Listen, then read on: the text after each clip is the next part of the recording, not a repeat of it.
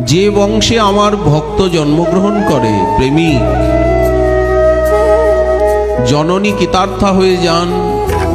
আপনি যদি ভজন করেন, আপনার ভজনে আপনার মা, আপনার বাবা, আপনার বংশ, আপনার গ্রাম, আপনার দেশ, আপনার জাতি বললেন সব ধন্য হয়ে যাবে।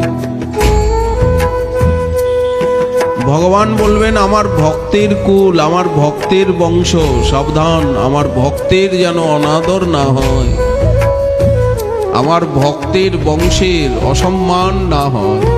এটা প্রেমিকের বংশ, আমার ভক্তের বংশ।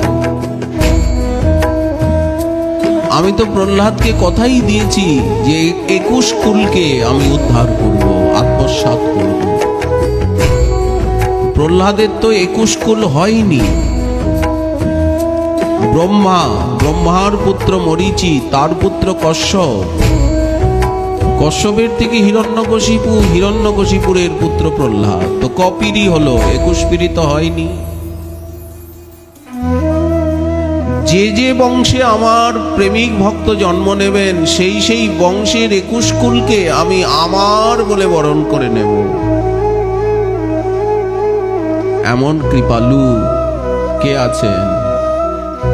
কোন দেবতা, কোন অবতার? আমাদের গোবিন্দের মতো কেউ না।